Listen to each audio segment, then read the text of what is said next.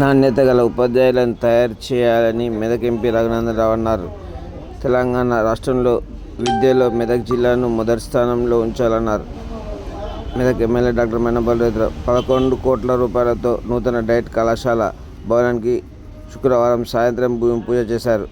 మెదక్ జిల్లా ఆవేల్ గన్పూర్ మండలంలోని డైట్ కళాశాల వద్ద నూతన డైట్ కళాశాల భవనానికి హాస్టల్ మెస్లకు స్థానిక ఎమ్మెల్యే మైనంపల్లి బలరామరావు, మెదక్ ఎంపీ రఘునందన్ రావులు భూమి పూజ చేశారు. మెదక్ ఎంపీ రఘునందన్ రావు మాట్లాడుతూ మెదక్ జిల్లా నాణ్యమైన ఉపాధ్యాయులను తయారు చేసి సమాజానికి అందించాలన్నారు. ఉపాధ్యాయ వృత్తి పవిత్రమైన ఉపాధ్యాయ వృత్తి పట్ల సమాజానికి మార్చే శక్తి ఉందన్నారు. వచ్చే విద్యా సంవత్సరానికి కల్లా నూతన భవన నిర్మాణం జరిగి తరగతులు మొదలు కావాలని తెలిపారు. సందర్భంగా మైనంపల్లి బలరామరావు మాట్లాడుతూ మెదక్ జిల్లాలో 11 కోట్ల రూపాయలతో నూతన డైట్ కళాశాల భూమి పూజ చేయడం జరిగిందన్నారు. తెలంగాణ రాష్ట్రంలో మెదక్ జిల్లాను విద్యలో మొదటి స్థానంలో ఉంచమన్నారు. చదువుకోవడం వల్లనే ఉన్నత శిఖరాలకు అధిరోహించవచ్చునని, చదువుకోవడం వల్ల మానవ వికాసం జరుగుతుందన్నారు. జిల్లా కలెక్టర్ రాహుల్ రాజు మాట్లాడుతూ డైట్ కళాశాల ఉపాధ్యాయులు తయారు చేసే కార్ఖానా కావాలన్నారు. రానున్న విద్యా సంవత్సరానికి నూతన భవనాన్ని అందించే ప్రణాళికలు తయారు చేశామన్నారు. ఈ కార్యక్రమం మెదక్ ఆర్డీఓ రామాదేవి, డైట్ కళాశాల ప్రిన్సిపాల్ రాధాకిషన్రావు, ఆవేల్ గన్పూర్ మాజీ సర్పంచ్ సాయిలు, సంబంధిత ప్రజాప్రతినిధులు తదితరులు పాల్గొన్నారు.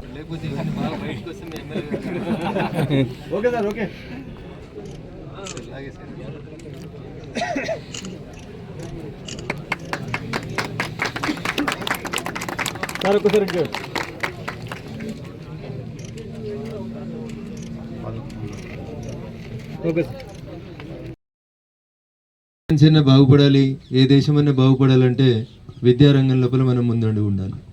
ఇందాక రాధాకిషన్ గారు మాట్లాడుతూ ప్రిన్సిపల్ గారు ఈ రాష్ట్రంలో 2 చోట్ల మాత్రమే ఇట్లాంటి ప్రత్యేకమైనటువంటి భవనాలకి రాష్ట్ర ప్రభుత్వం మంజూరు ఇచ్చింది. ఒకటి కరీంనగర్, 2 మెదక్. కానీ మెదక్లోనే మనం మొదట భూమి పూజ చేస్తూ ఉన్నామని చెప్పి రాధాకిషన్ గారు చెప్పారు. నిజంగా చాలామంది అనుకుంటారు మెదక్లో ఏముంది, మెదక్ వెనుకబడ్డ ప్రాంతం అని అనుకుంటూ ఉంటారు. కానీ మెదక్ చాలా ముందడుగు వేస్తూ ఉంది, ముందుకు పోతూ ఉన్నాం. మన ప్రాంతం గురించి మనం గొప్పగా చెప్పుకోవడానికి ఇది ఒక అవకాశంగా మనం దీన్ని తీసుకోవాలి. కాంట్రాక్టర్ గారికి నాదొక విజ్ఞప్తి. ఇందాక అడిగిన కాంట్రాక్టర్ ఎవరు, ఎక్కడున్నారు, ఎంత కేసినారని అడిగితే so it is very unfortunate 26% less వేసినారని చెప్పి తెలిసింది. బాధాకరం.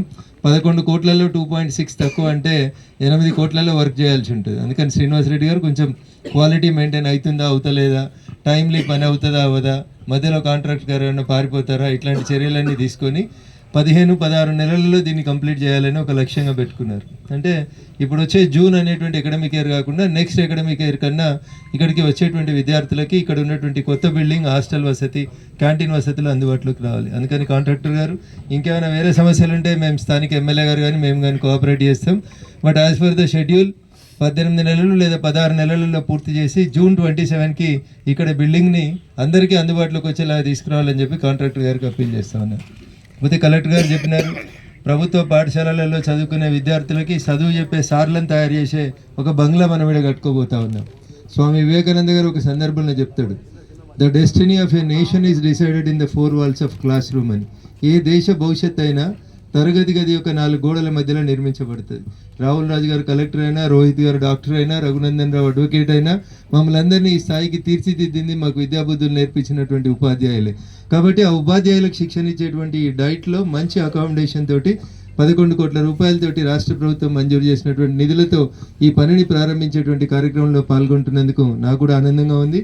I started my career as a teacher కాబట్టి విద్యార్థుల కన్నా విద్యాబోధన కొంచెం నేను ఇంపార్టెన్స్ చూపిస్తూ ఉంటాను. కాబట్టి డైట్ ప్రిన్సిపల్ గారు శ్రీనివాసరెడ్డి గారు బిల్డింగ్ నిర్మాణంలో నాణ్యతలో ఎట్లాంటి కాంప్రమైజ్ లేకుండా, పనులలో వేగం లోపించకుండా దయచేసి ఈ పనిని కరీంనగర్లో భూమి పూజ చేసేసరికి మెదక్లో బిల్డింగ్ ఓపెన్ అయింది అనేంత వేగంగా మీరు పని చేయించాలని నేను ఈ సందర్భంగా మీ అందరినీ కూడా కోరుకుంటూ అవకాశం ఇచ్చినటువంటి వేదిక ముందున్నటువంటి పెద్దలందరికీ కూడా మరొకసారి మొన్ననే ముగిసిన వైకుంఠ ఏకాదశి ఆంగ్ల నూతన సంవత్సరం సందర్భంగా మిమ్మల్ని అందరినీ కలుసుకునే అవకాశం లభించినందుకు కృతజ్ఞతలు తెలియజేస్తూ మీకు అందరికీ శుభాకాంక్షలు, ధన్యవాదాలు. జై హింద్, జై భారత్.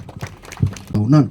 మరి నేను గెలవగానే ఒకటే విషయం చెప్పిన, మనకు 2 ముఖ్యమైనవి, ఒకటి విద్య, ఒకటి వైద్యం. మరి విద్యా వైద్యంలో భాగంగా మరి గత 10 ఏళ్ళు మనకు మాయమాటలు, మోసపు మాటలు చెప్పడం జరిగింది. మెడికల్ కాలేజ్ అంటారు, కొబ్బరికాయలు కొట్టాలా, ఆగమైపోవాలా, మళ్ళీ కనిపించరు. అట్లాంటిది మరి మన ప్రభుత్వం, మన కాంగ్రెస్ ప్రభుత్వం మీ బిడ్డని మీరు ఎమ్మెల్యే గెలిపించుకున్నాక బ్రహ్మాండంగా ఇవాళ మెడికల్ కాలేజ్ తెరుచుకొని బ్రహ్మాండంగా ఇవాళ డాక్టర్లు చదివి బయటికి వస్తున్న పరిస్థితి అంటే మన కళ్ళ ముందే ఇవాళ అభివృద్ధి కనిపిస్తూ ఉన్నది. అదే కాదు, మరి నేను గెలిచిన వెంటనే అన్ని స్కూళ్ళలకు పోవడం జరిగింది. అన్ని స్కూళ్ళలకు పోతే కనీసం మన ఆడపిల్లలకు బాత్రూమ్లు లేని పరిస్థితి. అట్లాంటిది ఇవాళ ప్రతి స్కూల్లో కూడా ఇవాళ బాత్రూమ్లు కట్టుకోవడం జరిగింది అని చెప్పి తెలియజేసుకుంటా ఉన్నా. మరి దాంట్లో భాగంగా మరి ఇవాళ 11 కోట్లతోటి బ్రహ్మాండంగా సెంటర్ ఆఫ్ ఎక్సలెన్స్ కూడా మనం తెచ్చుకోవడం జరిగింది. ప్రత్యేకంగా మరి ముఖ్యమంత్రి గారితో మాట్లాడితే ఒకటి కరీంనగర్కి ఒకటి మెదక్కి మనకి ఇవ్వడం జరిగింది అని చెప్పి తెలియజేసుకుంటా ఉన్నా.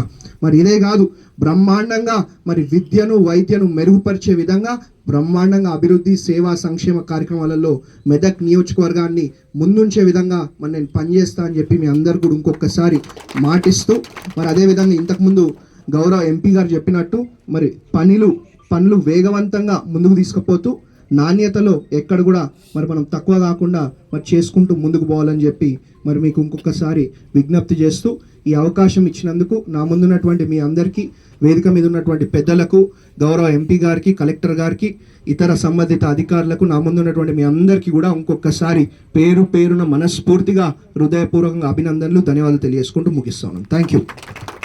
ధన్యవాదాలు సార్.